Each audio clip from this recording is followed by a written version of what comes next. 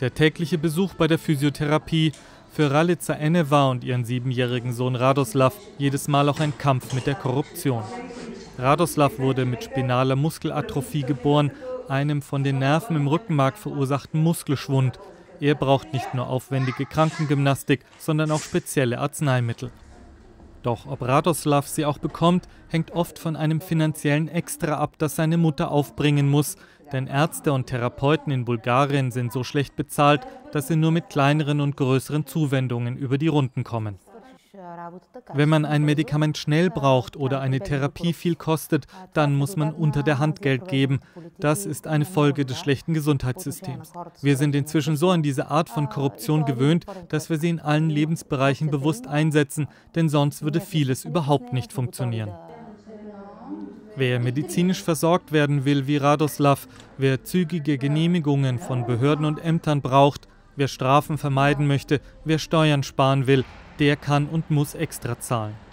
Auf dem Korruptionsindex von Transparency International liegt Bulgarien denn auch weit hinten. Während Deutschland mit vielen anderen EU-Staaten die vorderen Plätze belegt, landet Bulgarien gerade mal auf Platz 75, gleich auf mit Kuwait und Tunesien. Zwar versuchte die Mitte-Rechts-Regierung noch schnell vor Beginn der EU-Ratspräsidentschaft ein Gesetz zur Korruptions- und Mafiabekämpfung durchs Parlament zu bringen, aber der Staatspräsident legte sein Veto ein. Er empfindet die Reformbemühungen als unzureichend. Aktuelle Zuspitzung in der Auseinandersetzung um Korruption und mafiöse Strukturen, der Auftragsmord an einem regierungsnahen Geschäftsmann am vergangenen Montag in Sofia. Der vor kurzem noch öffentlich ausgezeichnete Peter Christoph wurde vermutlich erschossen, weil er der organisierten Kriminalität zu nahe kam. Denn wer gute Geschäfte machen will in Bulgarien, muss Schmiergeld zahlen. Bestimmte Bauprojekte, Rüstungsaufträge oder Steuervergünstigungen kommen immer denselben Unternehmern zugute, beobachten Antikorruptionsexperten.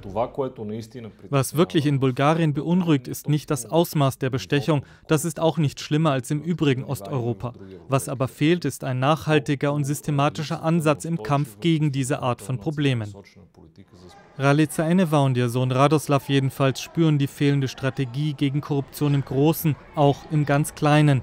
Sie erleben täglich, dass dem Staat Geld für ihre Bedürfnisse fehlt.